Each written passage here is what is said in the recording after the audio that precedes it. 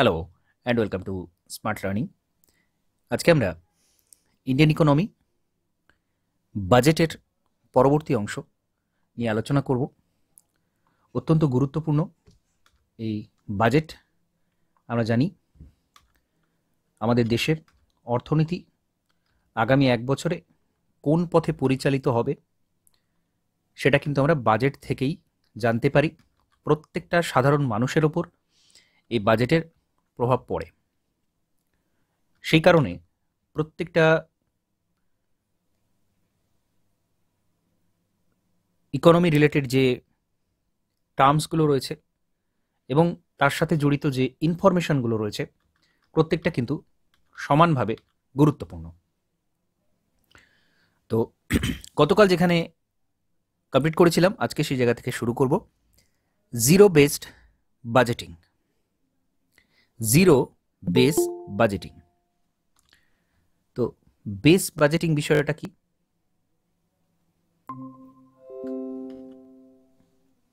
First propose by Peter Pyhrr. তো যিনি প্রথম এই বিষয়টাকে তুলে আনেন তিনি হলেন পিটার ফেয়ার। জিমি কার্টার এটা প্রথম ইন্ট্রোডিউস করেছিলেন। এটা জাস্ট ইনফরমেশন হিসাবে মনে রাখা যেতে পারে এবং starts from the zero base. একেবারে জিরো থেকে, জিরো বেস থেকে এটা শুরু করা হচ্ছে। Every function of the government is analyzed for its need and cost. All expenses are evaluated each time a budget is made and expenses must be justified for each new period. তো প্রত্যেকটা যে খরচ করা হচ্ছে তার আলাদা আলাদা analysis এখানে করা হয়। প্রত্যেকটা আলাদা আলাদা সেকশনের, আমরা জানি বিভিন্ন বিষয়ের বাজেট পরিবেশন করতে হয়, আলাদা আলাদা সেকশন থাকে। বিভিন্ন যে নিত্য প্রয়োজনীয় দ্রব্য থাকে তার জন্য আলাদা, সরকারের যে প্ল্যানিং, নতুন যে স্কিম তার জন্য আলাদা। প্রত্যেকটা আলাদা আলাদা বিষয়ের ওপর, রেলওয়ের ওপর আলাদা, যদিও বাজেট আলাদা হয় না, বাজেট একটাই হয়, কিন্তু তার মধ্যে অনেকগুলো সেকশন থাকে। তো এখানে প্রত্যেকটা সেকশন কিন্তু ইভ্যালুয়েট করা হয়। প্রত্যেকটা সেকশনের যে খরচ সেটা কিন্তু ইভ্যালুয়েশন করা হয়, কোথায় কোনটা কতটা খরচ করা হচ্ছে, কতটা সেখানে কিভাবে খরচ করা হয়েছে, এই সমস্ত কিছু কিন্তু অ্যানালাইজ করা হয়। তো এই পুরো বিষয়টাকে বলা হয় জিরো বেস বাজেটিং। এরপর যেটা রয়েছে ব্যালেন্স বাজেট। তো ব্যালেন্স কথাটা থেকে আমরা অনুমান করতে পারি যে ব্যালেন্স বাজেট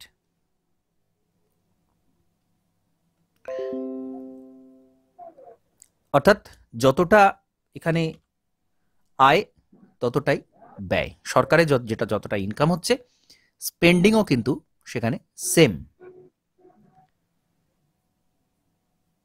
একটা নির্দিষ্ট সময়ের মধ্যে সরকার যতটা আয় করছে ততটাই ব্যয় করছে, সেটাই ব্যালেন্স বাজেট। এর আগেও আমরা দেখেছি, এই টার্মটার সাথে আমরা পরিচিত। Budget with zero revenue deficit. তো ডেফিসিট আমরা আগে জেনেছি, তো সেই জিরো রেভিনিউ ডেফিসিট যখন আসবে, সরকারের খাতে যে রেভিনিউ আসে তার যে ডেফিসিট সেটা যখন জিরো হচ্ছে তখন সেটাকে ব্যালেন্স বাজেট বলা হয়। অর্থাৎ এইভাবে ঘুরিয়ে জিজ্ঞাসা করা হতে পারে যে কোন বিষয়টাকে এটা বলা হচ্ছে। তো জিরো রেভিনিউ ডেফিসিট যখন একেবারে জিরো থাকছে তখন সেটাকে বলা হচ্ছে ব্যালেন্স বাজেট। আর আয় ব্যয় সমান থাকলেও ব্যালেন্স বাজেট যেটা আমরা বলি, এই দুটোর যে ভাষার তফাৎ, ভাষার যে পার্থক্য সেটা আমাদের বুঝতে হবে যে রেভিনিউ ডেফিসিট জিরো থাকলেও কিন্তু সেটাকে ব্যালেন্স বাজেট বলা হচ্ছে। আচ্ছা, এরপর খুব গুরুত্বপূর্ণ একটা বিষয় জেন্ডার বাজেটিং। জেন্ডার রিলেটেড বিষয় বোঝাই যাচ্ছে, লিঙ্গ বিষয়ক। General budget by the government which allocate fund and responsibility on the basis of gender. Particular কোনো জেন্ডারের জন্য যখন বাজেট কোনো কিছু অ্যানাউন্স করা হচ্ছে যে এই জেন্ডারের জন্য এই জায়গাতে খরচ করা হবে, বা সেখান থেকে তাদের আয় আসবে, আলাদা করে ট্যাক্স পোষানো হচ্ছে কারোর ওপর। তো এই যে জেন্ডার বেসিসে যা কিছু বলা হচ্ছে বাজেটে, সেটাকে জেন্ডার বাজেটিং বলা হচ্ছে। It is done in an economy where socio-economic disparities and chronic and clearly visible on a sex basis. অর্থাৎ নারী পুরুষের ভিত্তিতে বিভিন্ন যে ডিভিশনগুলো আলাদা আলাদা যদি করা হয় তখনই আমরা সেটাকে জেন্ডার বাজেটিং বলবো। খুব সাধারণ বিষয় যে কোনো একটা পার্টিকুলার পুরুষদের জন্য যে সমস্ত জিনিস ব্যবহার করা হচ্ছে বা যে কোনো কিছু, তো সেটার ওপর যদি আলাদা করে ধরা যাক ট্যাক্স বসানো হলো, হতেই পারে কোনো কিছু পার্টিকুলার বিষয়ের ওপর ট্যাক্স বসানো করা যেতে পারে, তখনই কিন্তু জেন্ডারের বিষয়টা যখনই আসছে তখনই কিন্তু জেন্ডার বাজেটিং সেটাকে বলা হবে। Revenue budget deals with the income and expenditure of the revenue by the government, present the annual financial statement of the total revenue received and the total revenue expenditure. সরকারের খাতে revenue হিসেবে যেটা আসছে এবং যে খরচটা হচ্ছে পুরোপুরি রেভিনিউ এর বেসিসে, সেই সংক্রান্ত আলোচনা যখন করা হচ্ছে বাজেটে, পুরোপুরি রেভিনিউ এর বিষয়ে ইনকাম এবং এক্সপেন্ডিচার দুটোই, আয় এবং ব্যয় যখন রেভিনিউ এর ভিত্তিতে করা হচ্ছে তখন সেটাকে রেভিনিউ বাজেট বলা হচ্ছে। If the balance emerge to be positive, it is a revenue surplus budget, and if the comes out to be negative, it is a revenue deficit budget. তো খুব সাধারণভাবে যে রেভিনিউ যদি সরকারের হাতে কম আসে তখন রেভিনিউ ডেফিসিট বাজেট বলা হবে, আর রেভিনিউ যদি সারপ্লাস আসে, অতিরিক্ত বেশি আসে, তাহলে রেভিনিউ সারপ্লাস বাজেট বলা হবে। Capital budget deals with the receipt and expenditure of the capital by the government. তো এর আগে আমরা রেভিনিউ বিষয়টা দেখলাম, আর এখানে ক্যাপিটালের কথা বলা হচ্ছে। এর আগে বিভিন্ন অধ্যায়ে আমরা রেভিনিউ বিষয়টা কি এবং ক্যাপিটাল বিষয়টা কি সেটা আমরা জেনেছি। তো এখানেও কিন্তু সেই তার ভিত্তিতেই বলা হচ্ছে, রেভিনিউ এবং ক্যাপিটালের ভিত্তিতেই যখন বাজেটটাকে আমরা আলাদা আলাদাভাবে ভাগ করছি, যখন রেভিনিউর বিষয়টা দেখছি তখন রেভিনিউ বাজেট, এবং যখন ক্যাপিটালের বিষয়টা দেখছি তখন সেটাকে বলা হচ্ছে ক্যাপিটাল বাজেট। এবং ক্যাপিটালে আসা মানেই সেখানে ক্যাপিটাল রিসিপ্ট এবং ক্যাপিটাল এক্সপেন্ডিচার দুটোই আসছে। ক্যাপিটালে যে রিসিপ্টটা আসছে সরকারের হাতে, যেটা আসছে, এবং যে এক্সপেন্ডিচার, যে খরচটা ক্যাপিটালের ক্ষেত্রে হচ্ছে, সেটাকে বলা হচ্ছে ক্যাপিটাল বাজেট। এরপর একটা গুরুত্বপূর্ণ টার্ম, সেটা হলো আউটকাম বাজেট। 2005-এ এটা ইন্ট্রোডিউস করা হচ্ছে, 2005-এর আগে এটা ছিল না। এটা কি? Analyse the progress of each ministry and department and what the respected ministry has done with its budget outlay. তো এখানে কি করা হয়, বাজেট তো শুধুমাত্র অর্থ বিষয় বললে ভুল হবে, কারণ প্রত্যেকটা সেকশন, প্রত্যেকটা মিনিস্ট্রিতে কোন জায়গাতে কত খরচ হবে, কোন জায়গাতে কত আয় হবে, সেইগুলো প্রত্যেকটা মিনিস্ট্রির বলা হয়। তো কোন মিনিস্ট্রি কতটা এগিয়ে রয়েছে, সেই ডিপার্টমেন্ট, সেই মিনিস্ট্রিটা কতটা এগিয়ে রয়েছে, ধরা যাক রেলওয়ে মন্ত্রক, তারা কতটা এগিয়েছে আগের বারের তুলনায়, এবারে কতটা এগিয়েছে। আমরা বিভিন্ন জায়গাতে তুলনামূলক দেখে থাকি, বিভিন্ন অ্যানালিসিস করা হয় যে আগের বারের বাজেটে এই জায়গাতে এতটা খরচ করা হয়েছিল, বর্তমানে এই জায়গাতে এতটা খরচ করা হচ্ছে। এই যে কম্পেয়ার করা হয়, এক একটা মিনিস্ট্রি আলাদা আলাদা যে কম্পেয়ার করা হয়, তো সেটাকে বলা হচ্ছে আউটকাম বাজেট। আমি গতদিনই বলেছিলাম যে বাজেটের ক্ষেত্রে কিন্তু শুধুমাত্র আগামী বছরের কথা বলা হয় না, সেখানে কিন্তু আরও 2 বছরের কথা বলা হয়। সেটা হলো বর্তমান যে চলতি বছর, সেটা কি পরিস্থিতি রয়েছে সেটাও সেই সংক্রান্ত তথ্য পেশ করা হয়, ডেটা পেশ করা হয়।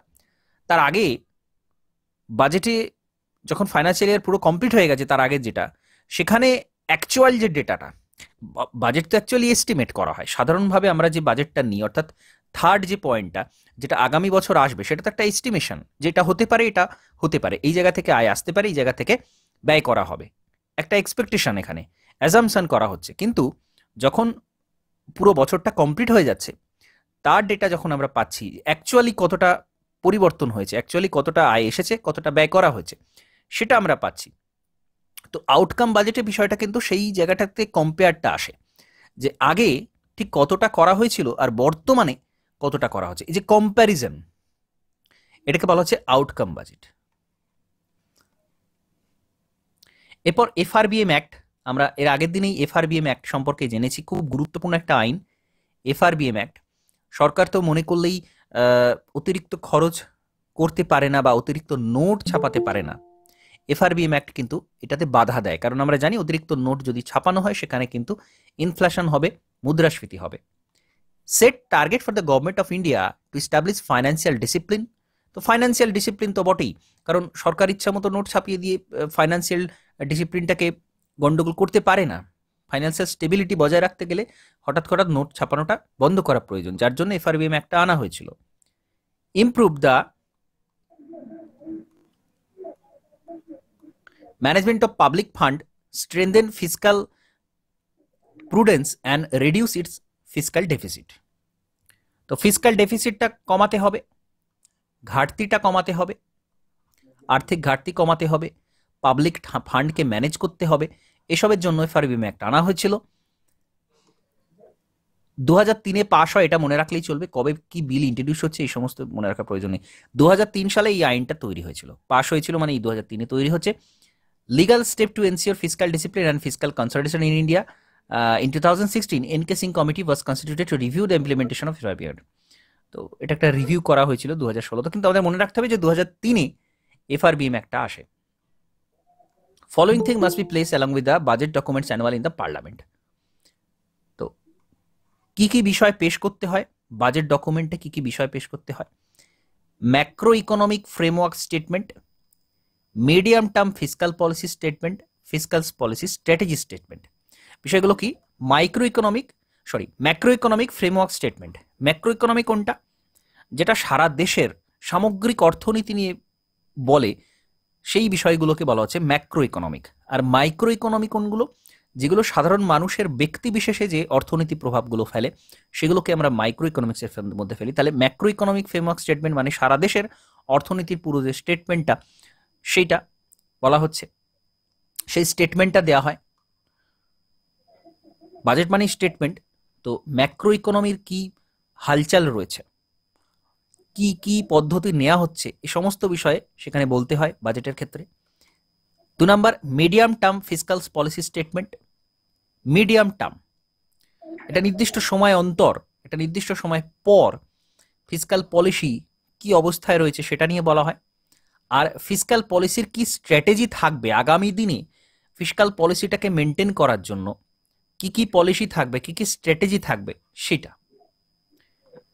4টে ইন্ডিকেটর থাকে আমাদের অর্থনীতির পরিস্থিতিটা ঠিক কিরকম, 4টে ফিসকাল ইন্ডিকেটর থাকে। কি কি?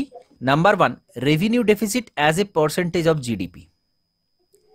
জিডিপির একটা পার্সেন্টেজ হিসেবে রেভিনিউ ডেফিসিট।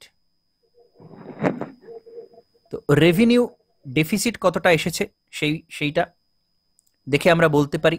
জিডিপির পার্সেন্টেজ অনুযায়ী কতটা রেভিনিউ ডেফিসিট আসছে সেটা দেখে আমরা অর্থনীতির হালটা বলতে পারি। Number 2, fiscal deficit as a percent of GDP. জিডিপির একটা শতাংশ হিসেবে ফিসকাল ডেফিসিট থেকেও আমরা বলতে পারি যে সেই দেশটার অবস্থা কীরকম। কারণ ফিসকাল ডেফিসিট যদি অতিরিক্ত হয়ে যায়, তার মানে সরকারের ব্যয় অনেক বেশি বেড়ে গেছে। তো সেখান থেকে আমরা বলে দিতে পারি যে অর্থনীতির পরিস্থিতি খুব একটা ভালো নেই। 3, tax revenue as a percentage of GDP.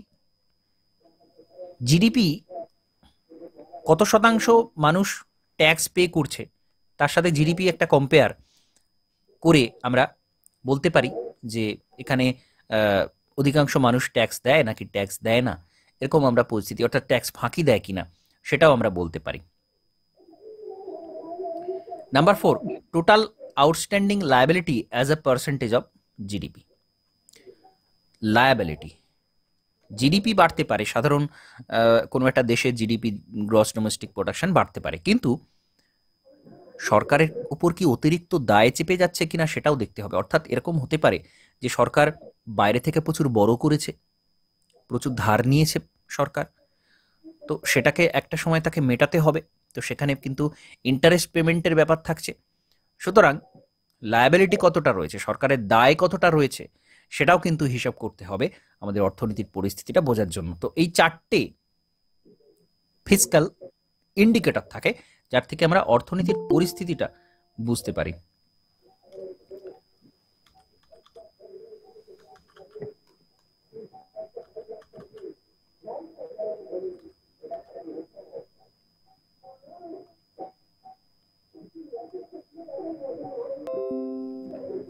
তো এই ফিসক্যাল ইন্ডিকেটরগুলো রয়েছে, কি কি উদ্দেশ্য থাকে। তো উদ্দেশ্যগুলো আমি আগেও বলেছি, যদিও আরেকবার ছোট করে দেখে নেব। ফিসক্যাল ডিসিপ্লিন আনা, সরকারের যেন অতিরিক্ত খরচ না করে ফেলে, যাতে ভবিষ্যতে সমস্যায় পড়তে যাতে না হয় সেটা দেখা। Institutionalise fiscal discipline. তো ফিসক্যাল ডিসিপ্লিন সরকারের তো নিজে থেকে আসা উচিত, কিন্তু এটাকে ইনস্টিটিউশনালাইজ করে দেয়া, একেবারে বাধ্যতামূলক করে দেয়া, এটাকে একটা প্রাতিষ্ঠানিক বিষয় করে দেয়া, যাতে করে আইন থাকার অর্থইটাই তাই, প্রত্যেকে জানে যে এটা করা ঠিক নয়, কিন্তু আইন আছে মানে সে কিন্তু বাধ্য সেটা করতে। তো এখানে সেটাই বলা হচ্ছে, রিডিউস ফিসক্যাল ডেফিসিট। ফিসক্যাল ডেফিসিটের তো কমাতেই হবে সেটা।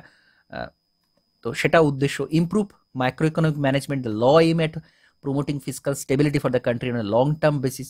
দীর্ঘ সময় যেন ফিসক্যাল স্টেবিলিটি বজায় থাকে। It emphasis are transparent fiscal management system and more equitable distribution of debt over the year. তো কতটা ঋণ থাকছে সেটাও কিন্তু বোঝার, অতিরিক্ত বোঝা যেন সেটা না হয়ে যায় সেই ঋণটা। তো সেজন্য এফআরবিএম অ্যাক্ট থাকা প্রয়োজন। 2003 FRBM Act of 2003 had a mandate that apart from limiting the fiscal deficit to 3% of the nominal GDP, the revenue deficit should be brought down to 0%. তো এফআরবিএম অ্যাক্ট সম্পর্কে আমরা আরেকটু জেনে রাখা প্রয়োজন, যে এফআরবিএম অ্যাক্ট বলছে ফিসক্যাল ডেফিসিট কত থাকবে, 3% অফ জিডিপি। খুব গুরুত্বপূর্ণ, এবং এটা নমিনাল জিডিপি, এটা কিন্তু রিয়েল জিডিপি নয়। অর্থাৎ বর্তমানে আমাদের বর্তমান অর্থমূল্যে যে জিডিপি, ইনফ্লেশন ধরে যে জিডিপি, কোনো বেস ইয়ার ধরে নয়, বর্তমানে যেটা চলছে দাম বস্তুর, সেটা দেখে যে জিডিপি, সেই নমিনাল জিডিপির 3% মধ্যে থাকবে ফিসক্যাল ডেফিসিট, রাখতে হবে, এটা টার্গেট। এটা কিন্তু এফআরবিএম অ্যাক্ট 2003-তে বলা হচ্ছে। খুব গুরুত্বপূর্ণ বিষয়, এবং এটা মনে রাখতেই হবে যে নমিনাল জিডিপির 3% কিন্তু এই ফিসক্যাল ডেফিসিটটা রাখতে হয় সরকারকে। আর কি রাখতে হয়, রেভিনিউ ডেফিসিট 0% হবে। রেভিনিউ ডেফিসিট হবে 0%। Revenue deficit and fiscal deficit may exceed the target specified in the rule only on grounds of national security, calamity, etc. অর্থাৎ কোনো আপৎকালীন পরিস্থিতি ছাড়া এই রুলগুলো কিন্তু মানতে হবে। যদি কোনো সময় কোনো খারাপ পরিস্থিতি আসে, অতিরিক্ত, যেমন বর্তমান সময়ে চলছে করোনা পরিস্থিতি, সরকারের অতিরিক্ত ব্যয় বেড়ে গেছে, তো সেখানে স্বাভাবিকভাবে ফিসক্যাল ডেফিসিট বাড়বে, সেটা প্রায় 7%, 9%-এর কাছে চলে যাচ্ছে। তো এরকম পরিস্থিতিতে ছাড় দেওয়া যায়, কিন্তু সাধারণ পরিস্থিতিতে কিন্তু এরকম হবে না। তো এই বিষয়টাও কিন্তু এই এফআরবিএম অ্যাক্টে বলা রয়েছে। এবং এটা আমরা আগে দেখলাম যে 16-17-তে এটা এফআরবিএম অ্যাক্টকে রিভিউ করা হয়েছিল, রিভিউ কমিটি 5 মেম্বার কমিটি ছিল। এগুলো প্রয়োজন নেই, এটা বর্তমানে কারেন্ট অ্যাফেয়ার্সের মধ্যে এটা পড়ছে না, জাস্ট আমাদের এটা জেনে রাখা প্রয়োজন যে এফআরবিএম রিভিউ কমিটি একটা 16-17-তে করা হয়েছিল। Developmental expenditure of productive nature, investment. তো এটা আমরা জানি, মূলত ক্যাপিটাল এক্সপেন্ডিচারগুলোই ডেভেলপমেন্টাল এক্সপেন্ডিচার, অর্থাৎ যেগুলো বর্তমানে খরচ তো করছে সরকার, কিন্তু ভবিষ্যতে সেখান থেকে আউটকাম আসবে, সেখান থেকে কিন্তু ডেভেলপমেন্টও আসবে, সেখান থেকে ফাইন্যান্সিয়াল দিকটাও সেখানে কিন্তু আসবে। অর্থাৎ যেমন রোড তৈরি করা, নতুন রাস্তা তৈরি করা, নতুন বিদ্যুৎ কেন্দ্র স্থাপন, এই যে বিষয়গুলো, ভবিষ্যতে এখান থেকে কিন্তু আয় আসবে। বর্তমানে একটা হিউজ খরচ হয়, কিন্তু ভবিষ্যতে সেখান থেকে আয় আসে। এটাকে ডেভেলপমেন্টাল এক্সপেন্ডিচারও বলা হয়, এবং এটাও কিন্তু ক্যাপিটাল এক্সপেন্ডিচারের মধ্যেও পড়ে। নতুন ফ্যাক্টরি তৈরি করা, ড্যাম তৈরি করা, ব্রিজ তৈরি করা, রোড তৈরি করা, রেলওয়ে তৈরি করা, এইগুলো সমস্ত ডেভেলপমেন্টাল এক্সপেন্ডিচার। ডেভেলপমেন্টের জন্য এই খরচগুলো করা হয়। নন ডেভেলপমেন্টাল এক্সপেন্ডিচার কোনগুলো, যেগুলো কোনো প্রোডাকশনের মধ্যে পড়ছে না, salary paying, pension, interest payment, subsidies, defence expenses. তো এটা আমরা জানি রেভিনিউ এক্সপেন্ডিচার বলা হয় এগুলোকে। নন ডেভেলপমেন্টাল এক্সপেন্ডিচারগুলো, এগুলো কিন্তু রেভিনিউ এক্সপেন্ডিচার। এখান থেকে সরকারের কোনো আয় হওয়ার কিন্তু জায়গা থাকছে না, ভবিষ্যতে এখানে কোনো আয় আসছে না এবং এগুলো কিন্তু কোনো ডেভেলপমেন্টের মধ্যেও পড়ছে না।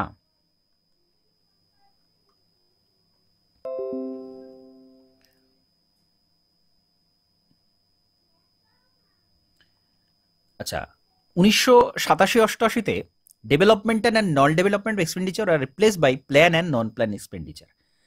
তো এই যে প্ল্যান এবং নন প্ল্যান এক্সপেন্ডিচার, এই টার্ম দুটো, এই কথা দুটো কিন্তু আসে ওই যেটা আমরা ডেভেলপমেন্ট নন ডেভেলপমেন্ট বললাম, সেটাকে প্ল্যান এবং নন প্ল্যান এক্সপেন্ডিচারের নামে পরিবর্তিত করে দেওয়া হচ্ছে। অর্থাৎ প্ল্যান কোনটা, যেটা ওই রোড রেলওয়ে ডেভেলপমেন্ট আমরা যেটা বলছি সেটাকে প্ল্যান এক্সপেন্ডিচারের মধ্যে ফেলা হচ্ছে, আর নন প্ল্যান এক্সপেন্ডিচারের মধ্যে ফেলা হচ্ছে যেগুলোকে সরকারকে করতে হয় কিন্তু সেটা কোনো ডেভেলপমেন্টের কাজে আসে না। বিভিন্ন জিনিস মেনটেনেন্সের জন্য বিভিন্ন কিছু, যেটা আমরা দেখলাম বিভিন্ন পেমেন্ট করা, সাবসিডি দেয়া, ডিফেন্সের জন্য করা, তো এই সমস্তগুলো সেটা কিন্তু নন প্ল্যান এক্সপেন্ডিচারের মধ্যে ফেলা হয়। তো এই ক্যাটাগরিটা খুব গুরুত্বপূর্ণ, কারণ আমাদের জিজ্ঞাসা করা হয় বিভিন্ন সময় যে নন প্ল্যান এক্সপেন্ডিচার কোনগুলো। তো মনে রাখতে হবে এই বিষয়টা যে এগুলো কিন্তু প্ল্যান এক্সপেন্ডিচারের মধ্যে পড়ে না এবং এইগুলো ভবিষ্যতে কোনো আয় আসার জায়গা থাকে না সরকারের কিন্তু এই খরচ হয়ে যায়, এটা খরচ হয়ে যায়। আমরা যেটাকে বলি জলে যাওয়া, অ্যাকচুয়ালি জলে যাওয়া নয়, কোনো না কোনো কাজ সেখান থেকে হয় কিন্তু সেখান থেকে ভবিষ্যতে কোনো ইনকামের রাস্তাটা থাকে না। তো এই বিষয়টা আমাদের মাথায় রাখতে হবে। সুখময় চক্রবর্তী কমিটি এটা সাজেস্ট করেছিল যে এটা পাল্টাতে হবে, অর্থাৎ এই যেটা ডেভেলপমেন্ট নন ডেভেলপমেন্ট বলছি সেটাকে প্ল্যান এবং নন প্ল্যানে নাম দিতে হবে, শুধু নামটাই পরিবর্তন করা হচ্ছে, বিষয়টা কিন্তু একই থাকছে। আচ্ছা, আউটপুট এবং আউটকাম বাজেট এটা 2005-06 বাজেটে ইন্ট্রোডিউস করা হয়। Ministry of finance is responsible for fiscal consolidation, containing the fiscal deficit and abiding to FRBM act. তো মিনিস্ট্রি অফ ফাইন্যান্স, অর্থ মন্ত্রক, এরা দায়ী, আমরা আগের দিনই দেখেছি। ডিপার্টমেন্ট অফ ইকোনমিক অ্যাফেয়ার থেকে এই বাজেটটা প্রস্তুত করা হয়, মিনিস্ট্রি অফ ফাইন্যান্সেরই একটা ডিপার্টমেন্ট, সেখান থেকে প্রস্তুত করা হয় এবং সেই কারণেই এই যে রেসপন্সিবিলিটি, যে দায়, সেটা কিন্তু এই ফিসক্যাল কনসলিডেশন করা, সেটাকে বজায় রাখা এবং এফআরবিএম অ্যাক্টটাকেও মেনে চলা, এটা কিন্তু সরকারের একটা দায়িত্বের মধ্যে পড়ে।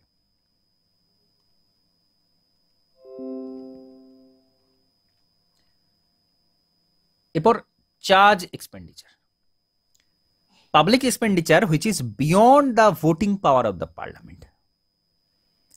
পার্লামেন্টের ভোটিং এর বাইরে, আমরা আগের দিন কি দেখলাম বা আমরা অন্যান্য জায়গাতেও আগে পড়েছি, কনসলিডেটেড ফান্ড থেকে অর্থ তুলতে হলে পার্লামেন্টের অ্যাপ্রুভালের প্রয়োজন হয়। পার্লামেন্ট বললে, পাশ করলে তবে সেখান থেকে টাকা অর্থ তোলা যায়। কিন্তু এখানে চার্জ এক্সপেন্ডিচার সেইগুলো কিন্তু পার্লামেন্টের এখতিয়ারের বাইরে, beyond the voting power of the parliament. এগুলো directly withdrawn from consolidated fund of India, যেটা কিন্তু সরাসরি কনসলিডেটেড ফান্ড থেকে নেওয়া হয়। আমরা এক্সাম্পলগুলো দেখলেই পরিষ্কার হয়ে যাবে। প্রেসিডেন্টের যে ইমলুমেন্টস করা হয়, যে পেমেন্টটা করা হয় প্রেসিডেন্টের জন্য, স্পিকারকে যেটা দেওয়া হয়, ডেপুটি স্পিকারকে যেটা দেওয়া হয়, লোকসভার ডেপুটি স্পিকারকে যেটা দেওয়া হয় এবং স্পিকারকে যেটা দেওয়া হয়, এই যে অর্থ এদের প্রদান করা হচ্ছে, এটার জন্য পার্লামেন্টের কোনো অ্যাপ্রুভালের প্রয়োজন হয় না, কিন্তু এগুলো কনসলিডেটেড ফান্ড থেকেই তোলা হয়। এই এক্সেপশনটা মনে রাখতে হবে এবং এক্সেপশনটা কি বলা হচ্ছে, চার্জ এক্সপেন্ডিচার। তো বিভিন্নভাবে প্রশ্ন তৈরি হয়, পলিটিরও প্রশ্ন এখান থেকে হতে পারে যে কনসলিডেটেড ফান্ড অফ ইন্ডিয়া থেকে সব সময়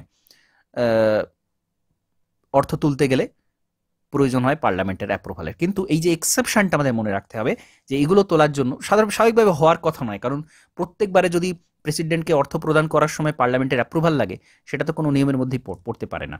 তো সুতরাং এইগুলোকে বলা হচ্ছে চার্জড এক্সপেন্ডিচার। আচ্ছা, golden rule of public finance, the proposition that a government should borrow only to invest, that is plan expenditure, and not to finance current spending, revenue expenditure.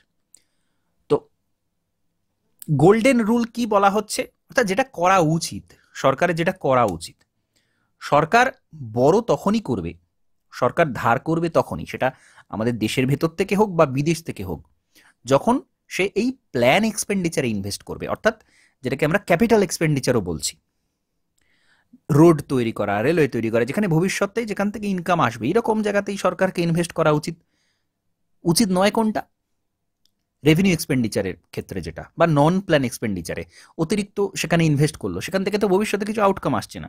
সুতরাং এটাকেই গোল্ডেন রুল বলা হচ্ছে, বা এটাই golden rule হওয়া উচিত। ভবিষ্যতে যেখান থেকে ইনকাম আসবে সেইখানে ইনভেস্ট করবে। তো এটাই বিষয়। এখানে 14th ফাইন্যান্স কমিশন বলা হচ্ছে। 14th ফাইন্যান্স কমিশন আমাদের প্রয়োজন নেই, কারণ এটা আমাদের বর্তমান কারেন্ট অ্যাফেয়ার্সের মধ্যে পড়ে না অর্থনীতির ক্ষেত্রে। এটা জাস্ট ওয়াই.ভি. রেড্ডি এর চেয়ারম্যান ছিলেন, এটা জানতে হবে আমাদের, এটা কারণ স্ট্র্যাটেজিকের মধ্যে চলে আসছে যে কোন ফাইন্যান্স কমিশনের কে চেয়ারম্যান ছিলেন। একেবারে এক থেকে শেষ পর্যন্ত মনে রাখা প্রয়োজন নেই, কিন্তু শেষ দুটো যে ছিলেন সেটা মনে রাখতে হবে।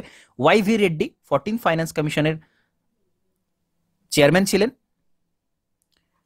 এবং এটা এপ্রিল 2015-তে বাস্তবায়ন হয়। এবং আমাদের যেটা সবচেয়ে বেশি গুরুত্বপূর্ণ, সবচেয়ে বেশি যেটা আমাদের মনে রাখতে হবে, সেটা হচ্ছে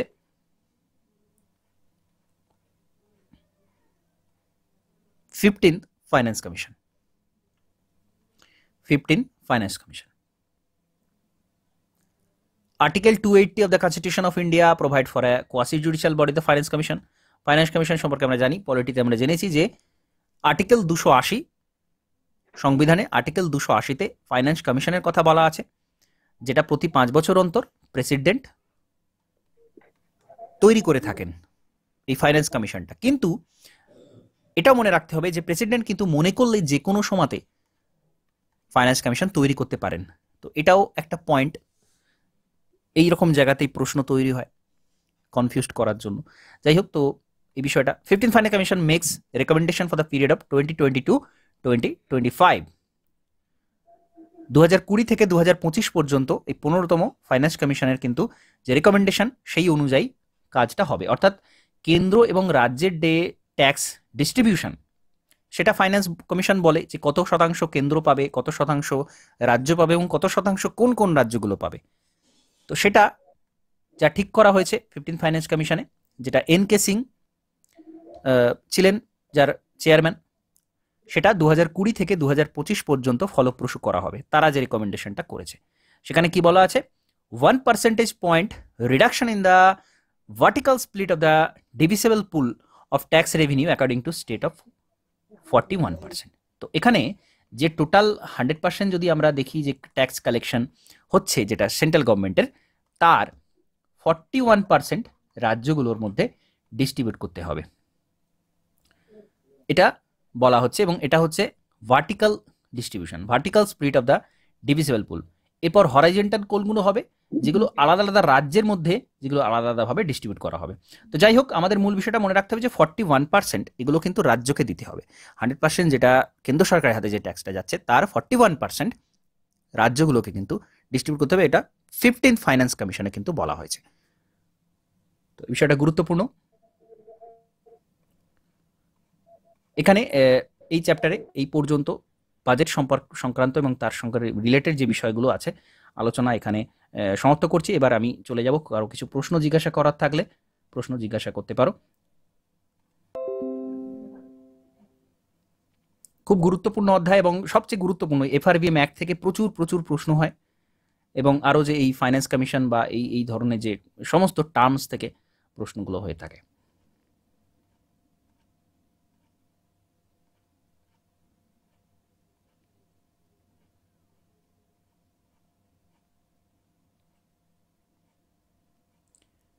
ওকে, ঠিক আছে, তাহলে হ্যাঁ স্যার, এখানে কমপ্লিট করছি। নমস্কার, ধন্যবাদ।